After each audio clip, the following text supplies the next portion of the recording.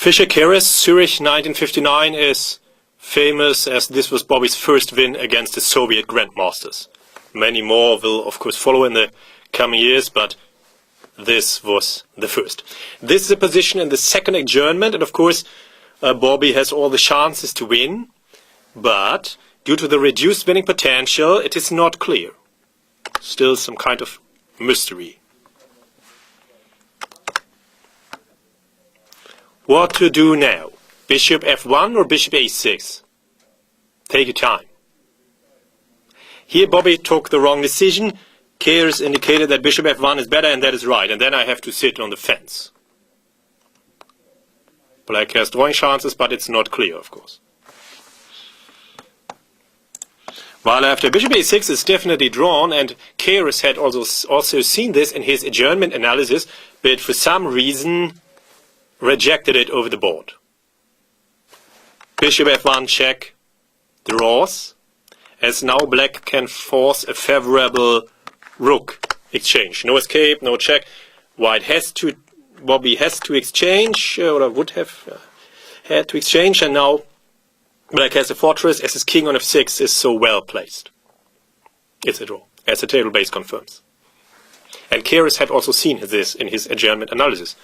But for some reason over the board, he decided to reject it and play bishop f7, which is wrong.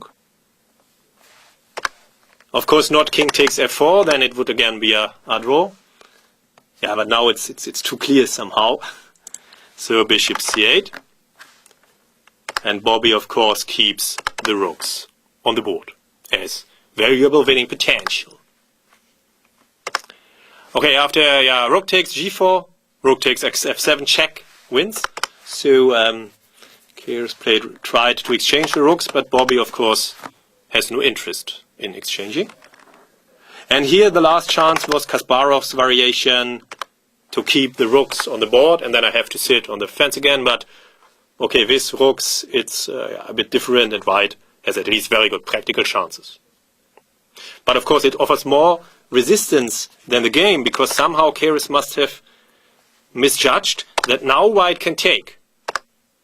As black's king cannot come to f6, this is a technical win, and this is not too difficult, and it's given in many endgame textbooks, of course, nowadays, as Bobby wins in exemplary fashion by moving his whole army forward. Yeah, first stage pawn, of course. And now f5 would be a direct draw, so he has to force black's bishop away from the diagonal by going to g4 in some way. Okay, he first repeats. And now he starts the winning maneuver. Okay, the pawn endgame would be won. So Keres must keep the bishop on the board, but it of course doesn't help. And now white wins by moving his king around, so Keres resigned. And this was of course a historical moment. This is a simple technique for Bobby. Okay, the king has crossed around, and next the bishop is transferred to e6, and that's game. An exemplary win by Bobby in textbook fashion. And the riddle still is, what is about the mystery move? What about bishop f1 here? It's given by Keres as better. And what about Kasparov's defense here in this moment from a theoretical point of view? Of course, Bobby would have had very good practical chances in any case, but at least it's not as easy as a game which more or less played itself, at least when you have Bobby's technique.